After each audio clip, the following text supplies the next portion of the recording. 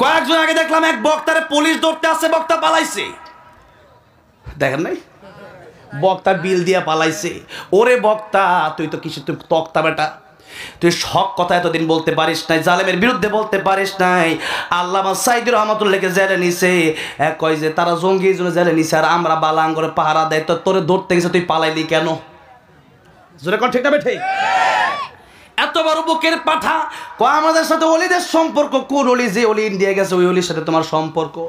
ফাইজলামি মারাও। তাই অলিও পালাইছে, তুমিও বিল দিয়ে পালাও। আমার ভাইরা, আমার মুরব্বী বাবাজিরা, মনে রাখতে হবে। সেই হুজুর একদিন দেখলাম আওয়াজে বলতেছে, ইসলামে কোনো তরবারি নাই, ইসলামে কোনো বোমা নাই, ইসলামে কোনো গুলি নাই। আরে নবীর হাতে তো তরবারি ছিল, ছিল না? নবী যুদ্ধ করে নাই? এগুলা কোরআন শরীফে আয়াত নাই? সেগুলা তো 27টা যুদ্ধের সরাসরি সেনাপতি ছিল। আল্লাহু আকবার। নবীজির হাতে তরবারি, তুমি কও আমাদের সাথে তরবারির সম্পর্ক নাই। তার মানে তুমি মিষ্টি খাওয়ার বেলায় আছো, সিন্নিয়ার খিচুড়ি খাওয়ার বেলায় আছো, কিন্তু ইসলাম রক্ষার জন্য জীবন দেওয়ার বেলায় নাই। পুলিশে দৌড়তে গেলে দৌড় দিছো, যুদ্ধের ময়দানে তুমি কেমনে যাবা? এই জন্য মশিউর রহমান ভাই গিয়েছেন, সুন্নাত নয় শুধু দাওয়াতের মেহমান, সুন্নাত নয় শুধু খাওয়া শেষে মধুপান, আরো কিছু সুন্নাত আছে তুমি জানো কি? জানলেও জীবনে কখনো তা মানো কি? সুন্নাত শুধু নয় বকরি চোরাতে যাওয়া, আর সুন্নাত হলো পাথরের আঘাত খাওয়া। ঠিক না বে ঠিক? মুহাব্বতে তার খালিদ ওমর আলী আবু বকরের মতো পাশে থাকো কি? আরো কিছু সুন্নাত আছে তুমি জানো কি? জানলেও জীবনে কখনো তা মানো কি? ওইরকম ভয় করে আমি কথা বলি না। আমি জানি আমি কথা বলার কারণে বিপদ হতে পারে, হামলা আসতে পারে, মামলা আসতে পারে, কিন্তু আমি ফলো করে দরিয়ার কোন চাটুকার বক্তাকে না। আমি যাকে ফলো করে তিনি হয় আল্লামা দেলোয়ার হোসেন সাঈদী। আল্লামা সাঈদী কি কোনো চাটুকারিতা করে কথা বলেছেন নাকি? তাহলে আমি বলবো কেন? তিনি তো আমার লিডার। এই বাংলাদেশের সবচাইতে বেশি ভালোবাসি আমি আল্লামা সাঈদীকে। আল্লামা সাঈদী যেহেতু এই কথা বলেছেন, কোরআনে যা আছেন তাই বলছেন, কাউকে ভয় করেন? 13 বছর কারাগারে কাটায় দিলেন। শামীম সাঈদী হাফিজাহুল্লাহর সাথে আমার কাতারে গিয়ে দেখা হলো একটা প্রোগ্রামে। শামীম সাঈদী হাফিজাহুল্লাহ কাঁদছিলেন আর বলছিলেন আমার বাবা কত ভালো। আমার বাবাকে যখন আল্লামা সাঈদীকে যখন জেলে নিয়ে যাওয়া হলো, আল্লামা সাঈদী রাহমাতুল্লাহ আলাইহিকে যখন জেলে নিয়ে যাওয়া হলো, তখন বলা হলো আপনি শুধু গরম গরম কথাগুলা বাদ দিয়ে দেন। আল্লামা সাঈদী বলেছেন আমি নরম বলবো, গরম বলবো, কোরআনে যা আছে আমি তাই বলবো, সুরের বিরুদ্ধে বলবো, ডাকাতের বিরুদ্ধে বলবো। সাঈদী সাহেবকে বলা হলো আপনি যা চান তাই দেওয়া হবে, এই দেশে বড় ক্ষমতা আপনাকে দেওয়া হবে, আপনি শুধু বলেন আমি কোরআনের, আপনি শুধু আমাদের বিপক্ষে বলবেন না, আমরা যেই দোষগুলা করি এগুলো ধরবেন না। আল্লামা সাঈদী বলেছিলেন জীবন যতদিন আছে আমার নবীও জেল খাটছে, আমিও জেল খাটবো, তবু বাতিলের কাছে কোনোদিন মাথা নত করব। তাদের হৃদয়ে আছে আল্লাহর ভয়, তারা কভু পথ ভুলে যায় না। আল্লাহর প্রেম ছাড়া এই দুনিয়ায় কারো কাছে কোনো কিছু চায় না। রাতের আধারে যারা সিজদাতে রয়, দু চোখের স্রোতে নদী যেন বয়, ছলনার হাত ছানি যতই আসুক পেছনে ফিরেও তাকায় না। যাদের হৃদয়ে আছে আল্লাহর ভয়, তারা কভু পথ ভুলে যায় না। আল্লাহর প্রেম ছাড়া এই দুনিয়ায় কারো কাছে কোনো কিছু চায় না। ঠিক কিনা?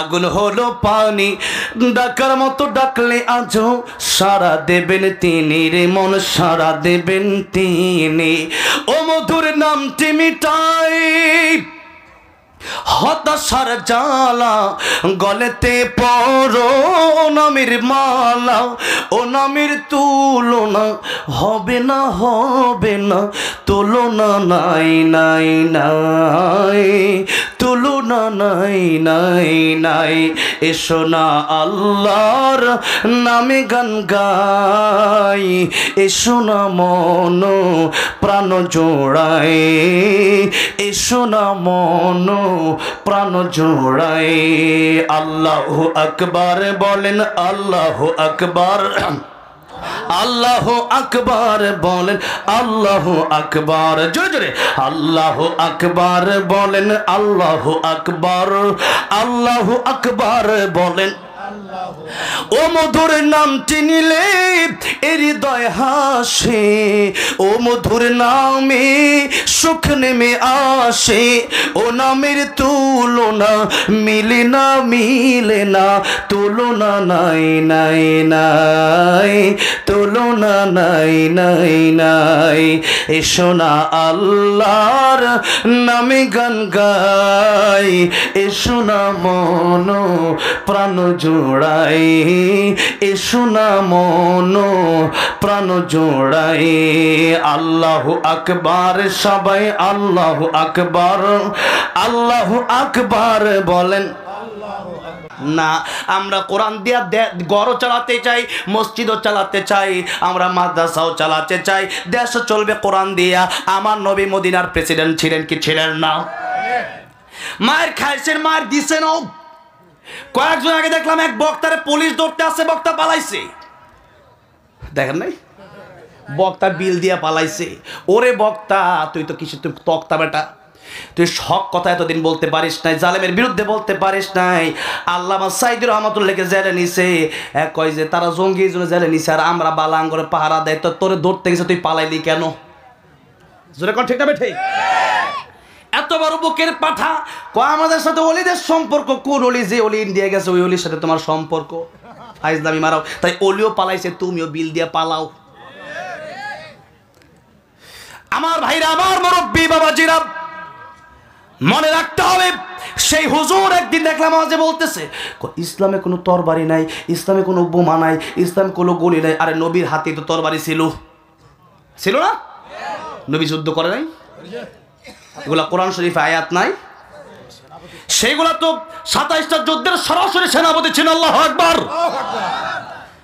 নবীজির হাতে তরবারি তুমি কও আমাদের সাথে তরবারির সম্পর্ক নাই তার মানে তুমি মিষ্টি খাওয়ার বেলায় আছো সিন্নিয়ার খিচুড়ি খাওয়ার বেলায় আছো কিন্তু ইসলাম রক্ষার জন্য জীবন দেওয়ার বেলায় নাই পুলিশে দৌড়তে গেলে দৌড় দিছো যুদ্ধের ময়দানে তুমি কেমনে যাবা এই জন্য মশিউর রহমান ভাই গিয়েছেন সুন্নাত নয় শুধু দাওয়াতের মেহমান সুন্নাত নয় শুধু খাওয়া শেষে মধুপান আরো কিছু সুন্নাত আছে তুমি জানো কি জানলেও জীবনে কখনো তামানো কি সুন্নাত শুধু নয় বকরি চোরাতে যাওয়া আর সুন্নাত হলো পাথরের আঘাতে খাওয়া ঠিক না বে ঠিক মোহাব্বতে তার খালিদ মোরালি আবু বকরের মতো পাশে থাকো কি আরো কিছু সুন্নাত আছে তুমি জানো কি জানলেও জীবনে কখনো তামানো কি এই জন্য সুন্নত যদি মানতে হয় অর্ধেক মানবেন না পরিপূর্ণ মানবেন বলেন আল্লাহ বললেন ইয়া সূরা বাকারা ইয়া আইয়ুহাল্লাযীনা আমানু দুখুলু ফিস-সিলমি কাফা ওয়া লা اتبعوا خطوات الشيطان إنه لكم عدو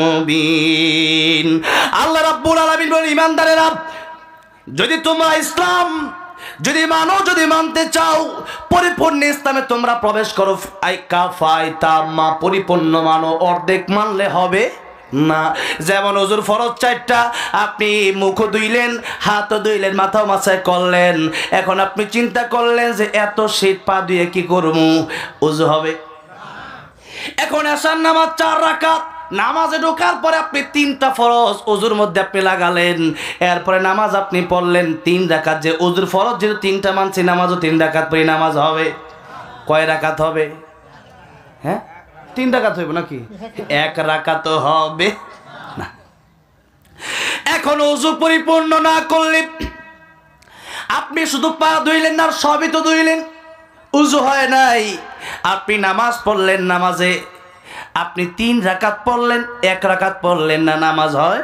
নাই সুতরাং ওযু যদি অর্ধেক করলে ওযু অর্ধেক না হয় একটু না হয় নামাজ যদি আপনি 3 রাকাত পড়লে 1 রাকাতও না হয় 4 রাকাতই পড়া লাগে এশার নামাজ তাহলে ইসলাম যদি আপনি মানেন মসজিদে গেলে নামাজও পড়েন মসজিদ থেকে বের হয়ে আবার শুধু খান এই ইসলাম মানার দরকারটা কি হ্যাঁ এলাকায় আছে নাকি থাকলে বলতে হবে থাকলেই তো বেশি করে আমি বলবো আমি কিন্তু ফাঁকি দেওয়ার লোক না বরং আজকে ঝাল মিটাইয়া দেব ওইরকম ভয় করে আমি কথা বলি না আমি জানি আমি কথা বলার কারণে বিপদ হতে পারে হামলা আসতে পারে মামলা আসতে পারে কিন্তু আমি ফলো করে দলিয়ার কোনো চাটুকার বক্তাকে না আমি যাকে ফলো করে তিনি হয় আল্লামা দেলোয়ার হোসেন সাইদি আল্লামা সাইদি কি কোনো চাটুকারিতা করে কথা বলেছেন নাকি তাহলে আমি বলবো কেন তিনি তো আমার লিডার এই বাংলাদেশ সবচাইতে বেশি ভালোবাসি আমি আল্লামা সাইদিকে আল্লামা সাইদি যেহেতু এই কথা বলেছেন কোরআনে যা আছেন তাই বলছেন কাউকে ভয় করেন 13 বছর কারাগারে কাটিয়ে দিলেন শামীম সাইদি হাফিজাউল্লাহর সাথে আমার কাতারে গিয়ে দেখা হলো একটা প্রোগ্রামে শামীম সাইদি হাফিজাউল্লাহ কাঁদছিলেন আর বলছিলেন আমার বাবা কত ভালো আমার বাবাকে যখন আল্লামা সাইদিকে যখন জেলে নিয়ে যাওয়া হলো আল্লামা সাইদি রাহমাতুল্লাহ আলাইহিকে যখন জেলে নিয়ে যাওয়া হলো তখন বলা হলো আপনি শুধু গরম গরম কথাগুলা দিয়ে দেন আল্লামা সাইদি বলেছেন আমি নরম বলবো গরম বলবো কোরআনে যা আছে আমি তাই বলবো সুরের বিরুদ্ধে বলবো ডাকাতের বিরুদ্ধে বলবো সাইদি সাহেবকে বলা হলো আপনি যা চান তাই দেওয়া হবে এই দেশে বড় ক্ষমতা আপনাকে দেওয়া হবে আপনি শুধু বলেন আমি কোরআনের আপনি শুধু আমাদের বিপক্ষে বলবেন না আমরা যেই দোষগুলা করি এগুলো ধরবেন না আল্লামা সাইদি বলেছিলেন জীবন যতদিন আছে আমার নবীও জেল খাটছে আমিও জেল খাটবো তবু বাতিলের কাছে কোনোদিন মাথা নত করব আমরাও বলতে চাই অনেকেই বলে যে জেলে যারা খারাপ মানুষ তাহলে ইউসুফ নবীকে জেল খাটেন নাই আরে জালেমের কাছে আমার নবীকে জেল খাটেন নাই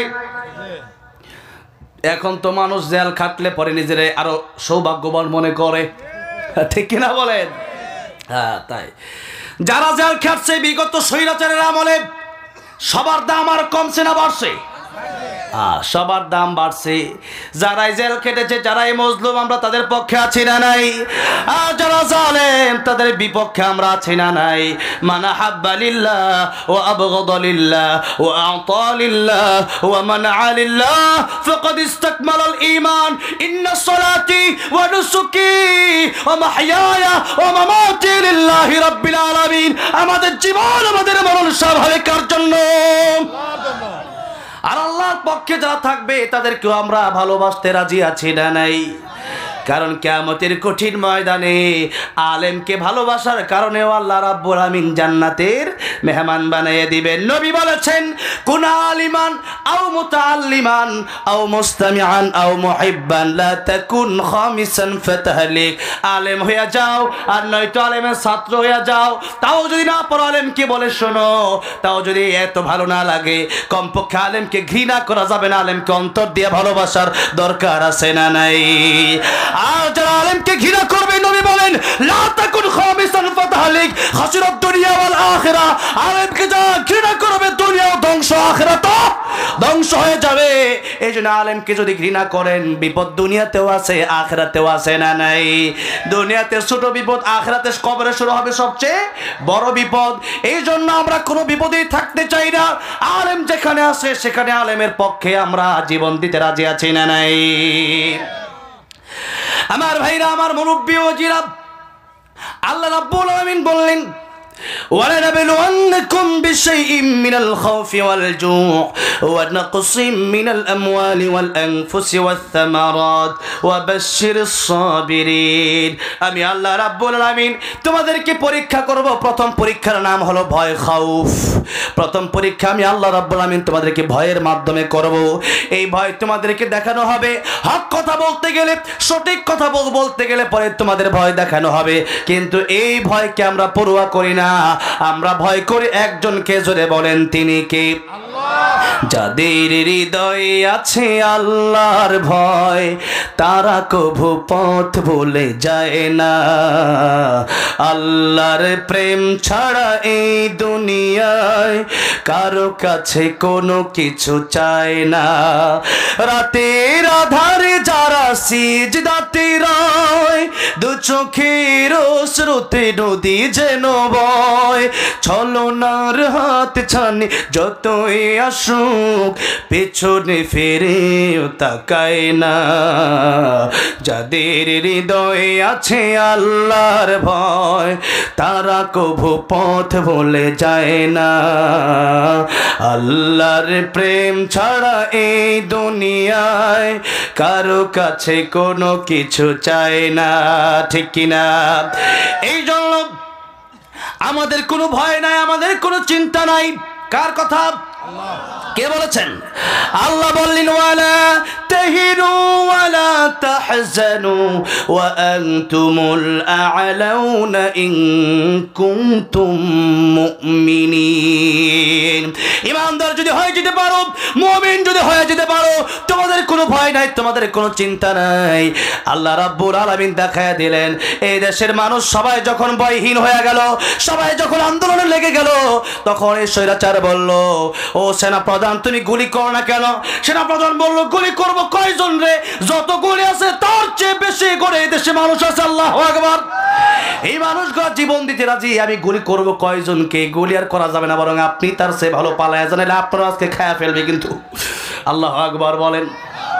এই জন্য মুমিন হলে, ইমানদার হলে কোনো ভয় নাই, ইমানদার হলে কোনো চিন্তা নাই। কারণ ইমানদারের বন্ধু একজন, জোরে বলেন তিনি কে?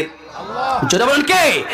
সূরা মায়েদা আল্লাহ রাব্বুল আলামিন বলছেন, ইন্নামা ওয়ালিয়ুকুমুল্লাহু ওয়া রাসূলুহু ওয়াল্লাযীনা আমানু আল্লাযীনা ইউকিমুনাস সালাতা ওয়া ইউতুনাজ যাকাতা ওয়া হুম রাকিউন। জোরে বলেন আল্লাহু আকবার। আল্লাহ রাব্বুল আলামিন বলেন, ইমানদার যারা, তাদের বন্ধু এক নম্বরে যিনি হবেন তিনি কে? ইন্নামা ওয়ালিয়ুকুমুল্লাহ, এক নম্বরের মুমিনের বন্ধু হবে আমার আল্লাহ। যার কারণে ইব্রাহিম আলাইহিস সালামকে যখন আগুনের ভিতরে ফেলে দেওয়া হবে, জিবরাইল আলাইহিস সালাম আসলেন, এসে বললেন, পয়গম্বর ইব্রাহিম, আপনি আমারে বলেন আগুন থেকে আপনারে বাঁচায় দেই।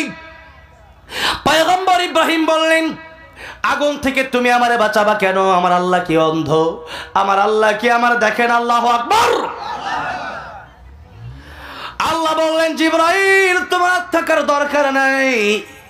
ইব্রাহিম আলাইহিস সালাম যখন আল্লাহর পরীক্ষায় পাশ করে ফেলল, আল্লাহ রাব্বুল আলামিন বললেন, ইয়া নারু কুনি বারদান ওয়া সালামান আলা ইব্রাহিম। আগুন, আমার ইব্রাহিমের জন্য তুমি আরামদায়ক হয়ে যাও। ইব্রাহিম আলাইহিস সালাম 40টা দিন পর্যন্ত সে আগুনের ভিতরে ছিলেন। এই পৃথিবী থেকে যখন ইব্রাহিম আলাইহিস সালাম চলে যাবেন শেষ বয়সে, মানুষের সাথে আলোচনা করতেন, ও পৃথিবীর মানুষেরা শোনো, আমি ইব্রাহিম 40টা দিন আগুনের ভিতরে ছিলাম। ওই আগুনের ভিতরে যত শান্তি আমি পেয়েছি, যত ভালো আমার লেগেছে, পৃথিবীর আর কোনো জায়গায় আমি এত শান্তি খুঁজে পাই নাই। আল্লাহু আকবার বলে। এই যে শান্তি, এই যে আগুনকে ফুলের বাগান বানানো, সেটা আমার আল্লাহ পারে কি পারে না? ইব্রাহিম আলাইহিস সালামের আগুনকে আল্লাহ রাব্বুল আলামিন ফুলের বাগান বানিয়েছিলেন। সে আল্লাহর কাছে যদি আমরা চাইতে পারি, সে আল্লাহ রাব্বুল আলামিন আজও আমাদের আগুনকে ফুলের বাগান বানাতে পারে কি পারে না? যে নামে ইব্রাহিমের আগুন হলো পানি, ডাকার মতো ডাকলে আজও সাড়া দেবেন তিনি রে মন, সাড়া দেবেন তিনি। ও মধুর নামটি মিটাই হতাশার জ্বালা, গলেতে পড়ো নামের মালা, ও নামের তুলনা হবে না, হবে না, তুলনা নাই নাই নাই, তুলনা নাই নাই নাই। এসো না আল্লাহর নামে গান গাই, এসো না মন প্রাণ জোড়াই, এসো না মন প্রাণ জোড়াই। আল্লাহু আকবার বলেন, আল্লাহু আকবার, আল্লাহু আকবার বলেন, আল্লাহু আকবার, জোরে জোরে আল্লাহু আকবার বলেন, আল্লাহু আকবার, আল্লাহু আকবার বলেন।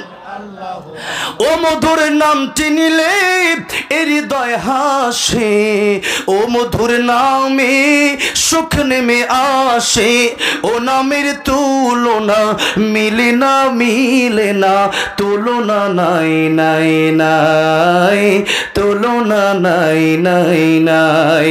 এসো না আল্লাহর নামে গান গাই, এসো না মন প্রাণ জোড়াই, এসো না মন প্রাণ জোড়াই।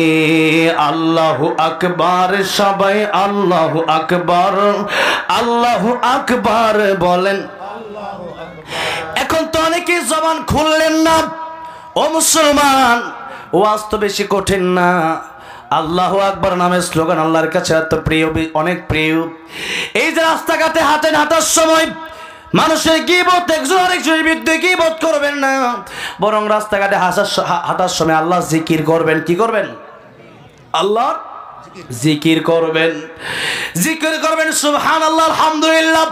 নবী বলেন এই পৃথিবীতে যত ফাঁকা জায়গা আছে সুবহানাল্লাহ আলহামদুলিল্লাহ বললে পুরো পৃথিবীর সমস্ত ফাঁকা জায়গা আল্লাহ রাব্বুল আমিন তার জন্য নেকি সওয়াব দিয়া ভরপুর করে দেন। মুসা কালিমুল্লাহ আল্লাহ রাব্বুল আমিনকে জিজ্ঞাসা করলেন, আল্লাহ রাব্বুল আলামিন আপনি আমাকে এমন একটা জিকির দেন যেই জিকির তাম পৃথিবীর মানুষের জন্য, তাম পৃথিবীর মানুষ করে না, আমি আনকমন একটা জিকির চাই। আল্লাহ বললেন, মুসা কালিমুল্লাহ তুমি কি জিকির করবা শোনো। দুনিয়ার মানুষ যেই জিকির করে ওই জিকির হলো লা ইলাহা ইল্লাল্লাহ, লা ইলাহা লা ইলাহা ইল্লাল্লাহ, লা ইলাহা লা ইলাহা ইল্লাল্লাহ মুহাম্মাদুর রাসূলুল্লাহ সাল্লাল্লাহু আলাইহি ওয়াসাল্লাম। মুসা আলাইহিস সালাম জিজ্ঞাসা করেন, আল্লাহ রাব্বুল আলামিন দুনিয়ার সবাই জিকির করে লা ইলাহা ইল্লাল্লাহ, আমিও লা ইলাহা ইল্লাল্লাহ জিকির করব, আল্লাহ এটা কেমন কথা? আল্লাহ বললেন, মুসা তুমি লা ইলাহা ইল্লাল্লাহর জিকির কেন করবা না? तमाम পৃথিবীতে এই লা ইলাহা ইল্লাল্লাহ যত বেশি উত্তম আমার কাছে, তার চেয়ে উত্তম পৃথিবীতে আর কিছু আমার কাছে নাই। এই জন্য চলাফেরার সময় আল্লাহর জিকির করবেন। কার জিকির? يا أيها الذين آمنوا اذكروا الله ذكرا كثيرا وسبحوه بكرة وأصيلا। রাস্তাঘাটে চলার সময় শুধু আল্লাহর জিকির করবেন, জিকির করবেন।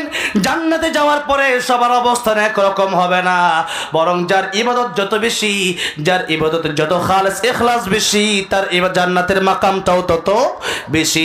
নবী বলেছেন আমি থাকবো জান্নাতুল ফেরদাউসে। কোন জান্নাতে?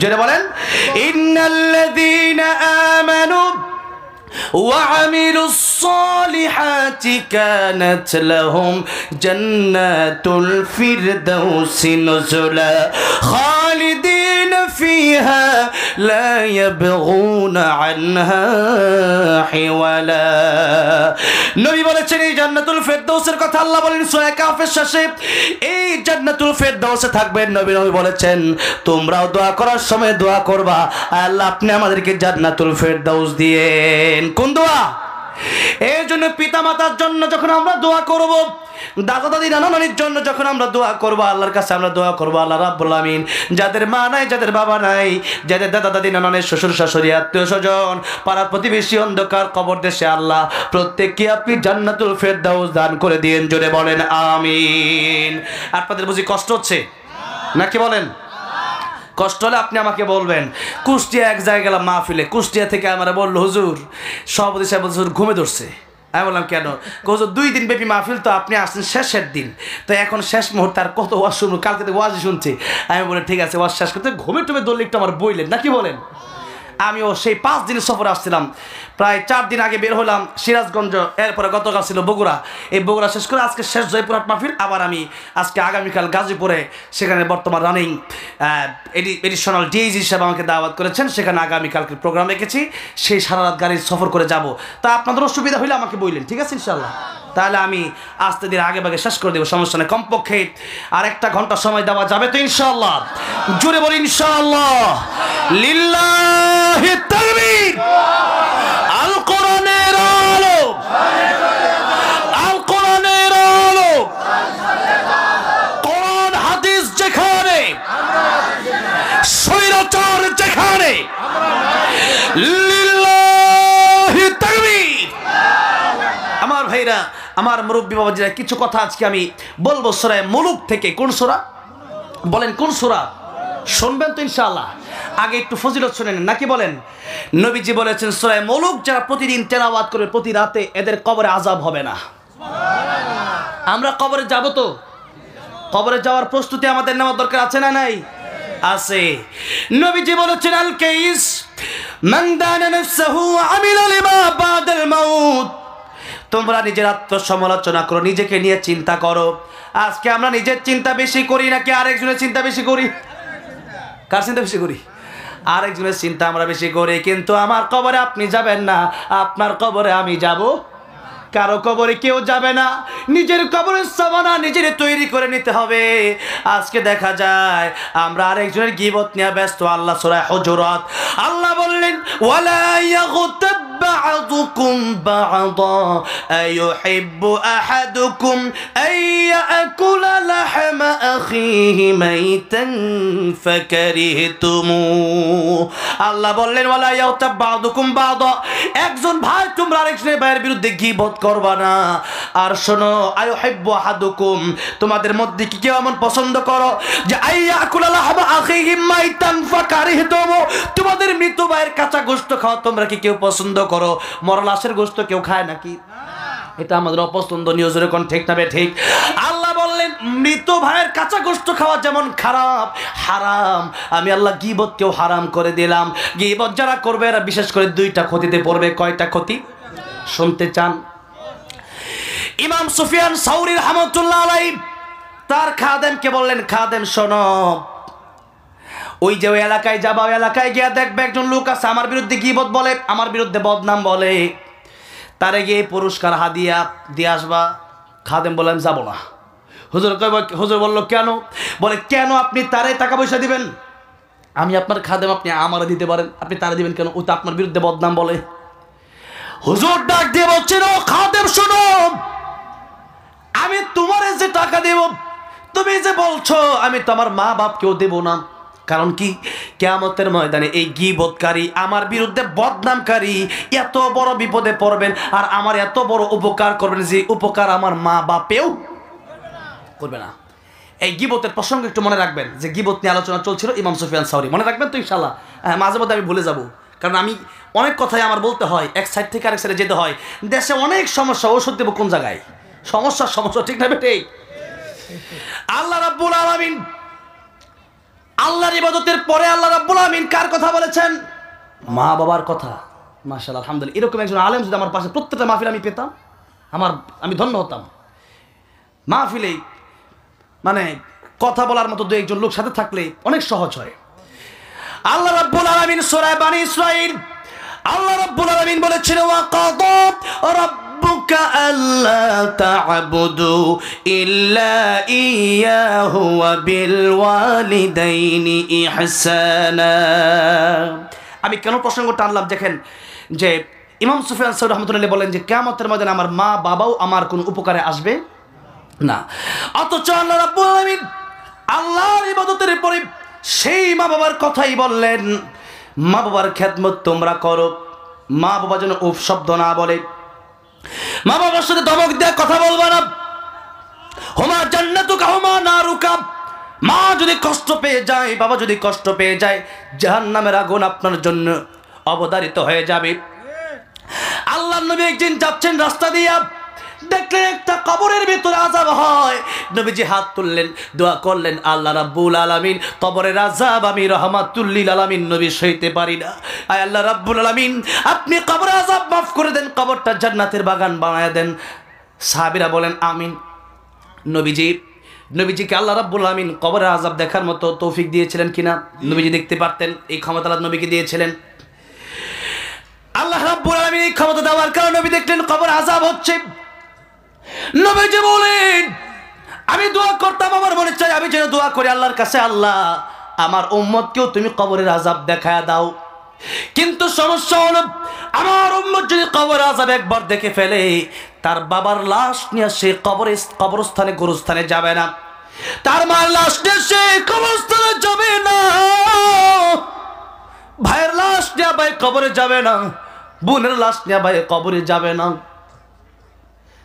দুনিয়ার সব শৃঙ্খলা শেষ হয়ে যাবে, কাজে করবে মানুষের মন বসবে না, খাওয়া দাওয়া মানুষ করতে পারবে না, খালি চিন্তা করবে কবরের আযাব কত ভয়ঙ্কর, এই আযাব আমার যদি হয় আমি সইব কেমনে কবরের আযাব।